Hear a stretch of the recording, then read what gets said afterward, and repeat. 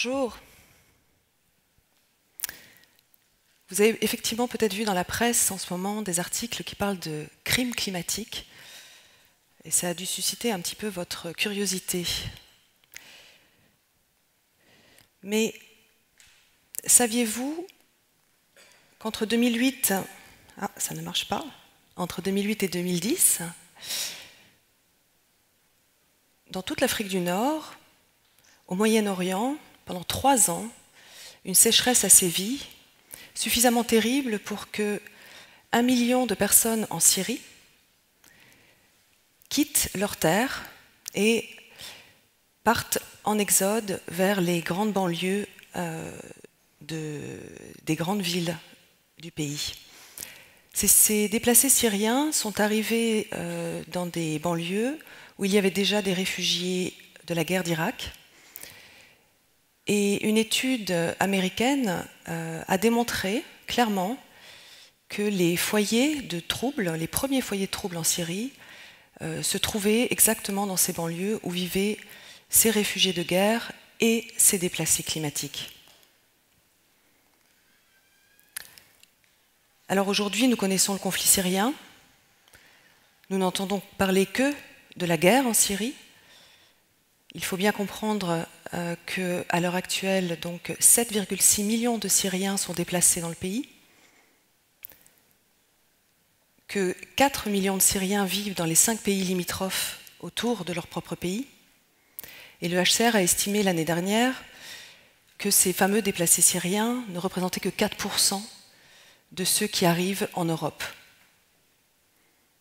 Nous voyons aujourd'hui que nous tremblons. Nous voyons la Hongrie sortir une armada de guerre face à ces familles qui fuient.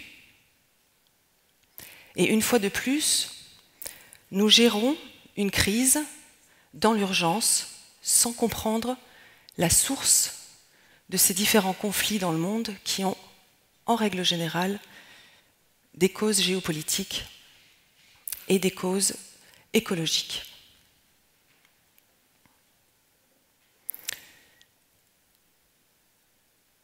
La question que l'on doit se poser, c'est est-ce que ces crises climatiques, est-ce que le réchauffement climatique, est-ce que l'érosion de la biodiversité qui a atteint une limite qui nous entraîne vers une 6e extinction des espèces, est-ce que l'acidification des océans qui est en cours, toutes ces limites planétaires que nous avons malheureusement atteintes, est-ce que nous en prenons la mesure et est-ce que nos gouvernements, est-ce que les décideurs font ce qu'il faut pour enrayer ce processus? Nous le savons aujourd'hui, nous devons ne pas dépasser la limite des 2 degrés de réchauffement si l'on veut pouvoir, en tout cas dans certaines parties du globe, être en capacité de s'adapter à un désordre absolument incroyable qui nous attend d'ici 2100. Et nous sommes à la veille de la COP21. Et ce que l'on peut voir aujourd'hui, si l'on regarde par exemple le 8 septembre, 58 États ont déposé leurs engagements pour essayer de respecter des limites d'émissions de gaz à effet de serre de façon à ne pas dépasser ce fameux seuil fatidique de 2 degrés. 58 États qui représentent 60% des émissions de gaz à effet de serre. Si l'on regarde la teneur de leurs engagements à l'heure actuelle, nous nous acheminons vers plus 4 degrés. Plus 4 degrés, c'est une élévation des mers de 6 mètres.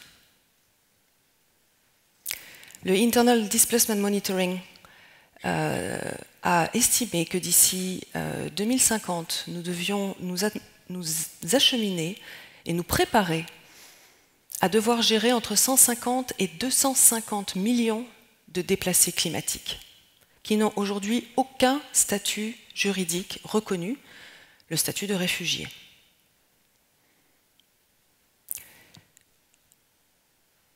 Alors oui, nous considérons que de ne pas régler aujourd'hui cette question est criminel, parce que nous avons effectivement mis en œuvre un modèle économique qui est basé sur les énergies fossiles,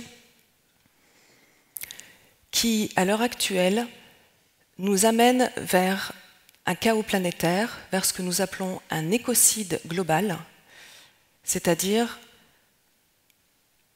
une menace aux conditions mêmes de la vie sur Terre.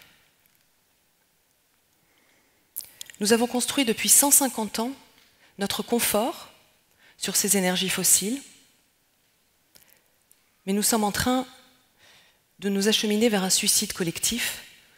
En tout cas, les plus vulnérables en paieront le prix, ça c'est une évidence. Le souci aujourd'hui, c'est que nos gouvernements sont dans une collusion d'intérêts avec effectivement des multinationales qui dominent totalement le marché du carbone, l'industrie agroalimentaire, la finance, et qui, elles sont à peu près 90 entités dans le monde, si l'on considère ces États riches, main dans la main avec ces multinationales, qui produisent à l'heure actuelle 2/3 des émissions de gaz à effet de serre.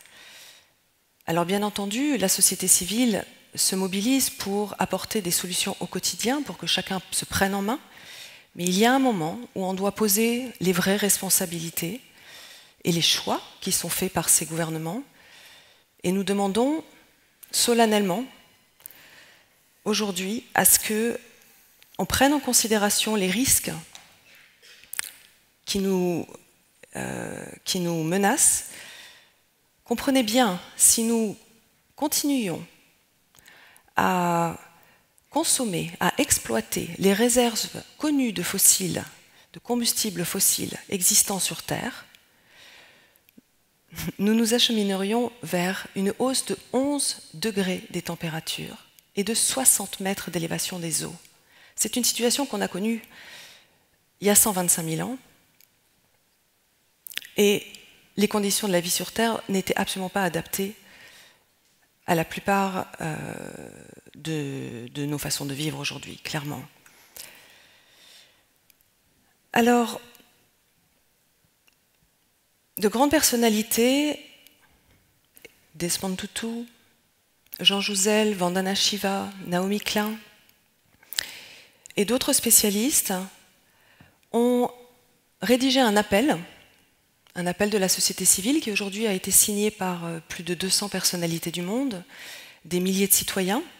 Un livre est sorti fin août pour expliquer la situation, faire comprendre pourquoi nous lançons cet appel solennel et historique pour demander à ce que 80% des réserves fossiles restent sous terre, puisque les études ont démontré que c'est ce qu'il fallait faire aujourd'hui pour ne pas dépasser 1,5 ou 2 degrés de réchauffement climatique. J'ai effectivement contribué à cet ouvrage au nom d'un mouvement citoyen qui s'est créé il y a 3 ans, qui s'appelle End Ecocide on Earth, parce que nous considérons qu'il y a une norme fondamentale qui n'est pas prise en compte dans le droit aujourd'hui et qui devrait l'être. Le droit a été construit autour de l'homme. La preuve en est, c'est que quand on parle d'environnement, on parle de ce qui nous entoure. Et ce lien intrinsèque, philosophique même, entre l'homme et la nature n'est pas posé dans le droit, en tout cas le droit occidental. Et cette vision nous conduit aujourd'hui à exploiter la Terre comme si elle était à notre service et à ne pas considérer les conséquences de nos actes sur les générations futures. Alors nous avons travaillé depuis 3 ans à chercher le moyen de pouvoir responsabiliser les décideurs, les principaux décideurs du monde, sur la conséquence de leurs actes, si effectivement ils ne sont pas en capacité, par exemple, d'écouter cet appel historique où on leur demande de garder 80% des fossiles sous terre. Concrètement, il faut effectivement, comme l'a expliqué Laurent, comme l'a expliqué Marie-Odile, lutter contre la criminalité environnementale organisée, lutter contre les crimes, contre la santé humaine et la vie, mais il faut aussi comprendre que nous devons protéger, que nous devons garantir ce que nous nommons la sûreté de la planète, c'est-à-dire préserver des conditions d'existence pour les générations actuelles et pour les générations futures en préservant le vivant.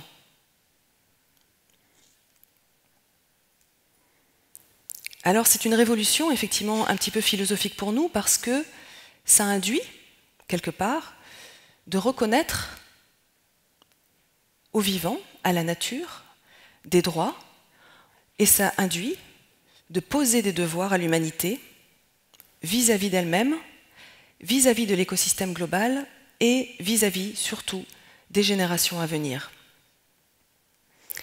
Nous avons donc travaillé pendant 3 ans à rédiger une proposition de 17 amendements au statut de Rome pour y inclure un 5e crime contre la paix et la sécurité humaine qui puisse être jugé par la Cour pénale internationale de façon à ce que la Cour ait les moyens de contraindre des multinationales à stopper des projets industriels dangereux s'il est prouvé que ces projets vont contribuer effectivement à aggraver la situation des écosystèmes et à aggraver le réchauffement climatique. Il s'agit en fait tout simplement de poser le principe de précaution qui a été demandé dans la déclaration de Rio, dans son article 15, et de le poser à l'échelle universelle. De la même manière, il s'agit de poser aussi dans le droit des générations futures, de façon à ce que nos actes aujourd'hui et le cadre dans lequel on agit, le cadre juridique dans lequel on agit, puissent préserver ces conditions de vie pour l'avenir. Alors des États à l'heure actuelle sont en train d'étudier ce projet d'amendement. Lesquels, à votre avis? Bien évidemment, ce sont les États qui sont victimes du changement climatique, en particulier des États insulaires qui sont en train d'être submergés par les eaux, les îles du Pacifique, où certaines îles sont devenues totalement inhabitables, l'eau est devenue salée, toutes les nappes phréatiques qui remontent, l'eau est salée, les enfants sont malades. Ce sont les premiers déplacés climatiques qui ont demandé refuge en Nouvelle-Zélande et qui ont demandé refuge en Australie.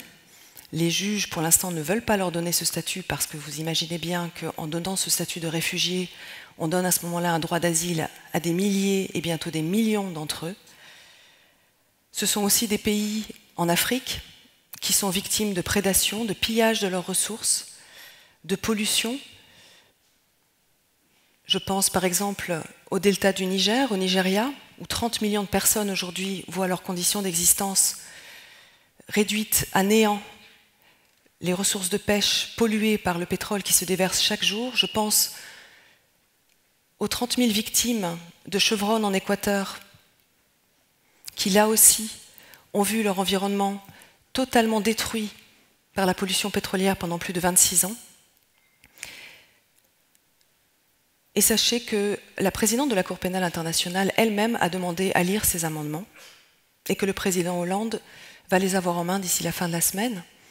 Mais c'est très important que la société civile, elle aussi, se mobilise autour de ce projet, revendique cette garantie pour les générations à venir et puisse l'affirmer, le poser. Je vous ai mis le site à l'écran de andecocide.org, où vous pouvez effectivement signer cette pétition qui sera remise à Ban Ki-moon lors de la COP 21. Et nous espérons qu'un État viendra porter ce projet pendant la COP, donc d'ici décembre. Et nous allons en même temps organiser un tribunal des droits du vivant, des droits de la nature, pour démontrer que les amendements que l'on propose sont applicables et préserveraient la paix et la sécurité humaine pour les générations actuelles et les générations à venir. Merci.